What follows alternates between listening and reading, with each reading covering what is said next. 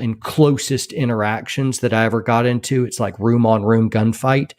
And that was real close. And after, coming through a doorway and putting this joker down, we looked, and right over my upper left shoulder were SKS bullet holes in the wall. That that improved my prayer life. So, fuck yeah. I've always been fascinated by this.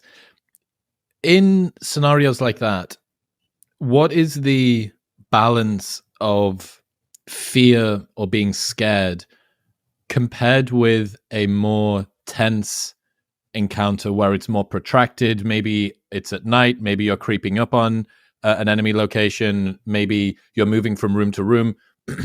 I'm always interested in this because I think when people think about that being scary, I'm not sure if that's an accurate representation of the flood of hormones that your body's going to dump into you. I would imagine that that's just kind of hectic and intense, but there will be more scary situations you get into that are less kinetic immediately.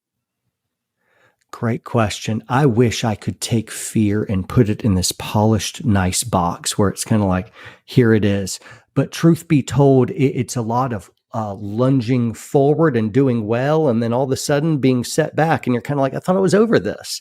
Because even looking back, I remember a couple different freezing points where the terror was so stark, I just locked up. I couldn't move. And it could have happened that something had gone bad in that moment, and I would have had to carry that my whole life.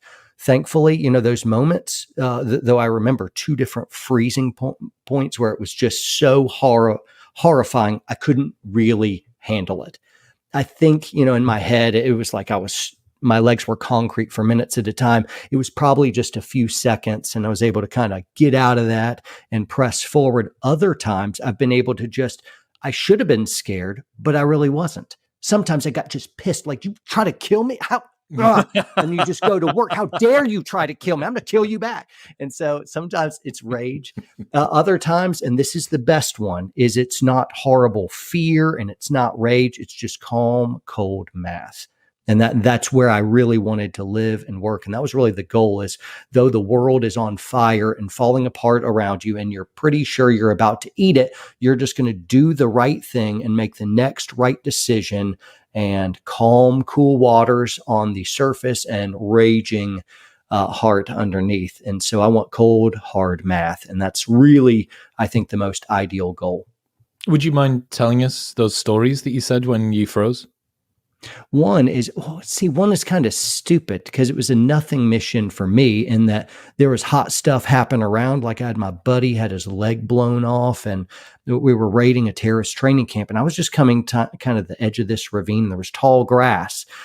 We had just come in on some birds and a rotary wing that had just dropped us like half a click out. We'd hustled over, and my night vision's fogging up and whatnot, and we're looking out, and I'm doing pretty well, but then somebody says, "Hey, they're climbing up the cliffs." Maybe someone said it, maybe I imagined it, but I realized, as if just the way the terrain was, if they kind of climbed up and popped up, we'd be face to face, and I wouldn't be able to see them coming. It was just too much noise and fire and smoke and guns, and you just couldn't hear a lot. And I realized, man, I'm really blind here, and if I am to sneak out a little bit farther so I have visibility down, I'm going to be perfectly backlit because of the illumination. And so I knew better tactics than to make that mistake. It's a very good target. You'll be skylined, you'll be silhouetted. And so you got to be able to read lighting conditions, even under nods, night vision. And so I knew enough to be like, man, if you skyline yourself right there in the ravine, anybody in there is going to see me and light me up like a Christmas tree. And so I was just kind of stuck in an awkward place. I'm like, I hated my terrain. I hated my position. And we already got dudes screaming, and we got a medevac going over, but it wasn't, I should have been able to do better than that. So whatever reason, it just freaked me out. I couldn't handle it in the moment, and I'd handled other stuff that was scarier before that and after that. And so here's a lesson I learned, is no one ever masters fear. Every single day, you got to get up, and their fear will manifest itself in a million different ways. There it was kind of gunfighting, and it's more sexy and glamorous to some of the viewers. But I mean, like, hey man, getting out and getting in small business, that's scary. Confronting your, friend about something, or having an uncomfortable conversation, or risking being canceled, or losing your job. There's all kinds of ways that fear can come up and get you. But I've performed everywhere on the scale of absolute hero and absolute zero. And just because you have performed bravely in the past is no guarantee you will behave bravely in the future. Every day you got to keep earning it, which sucks because I'd like to be like, yep, I have arrived. I'm amazing. And it's just not true.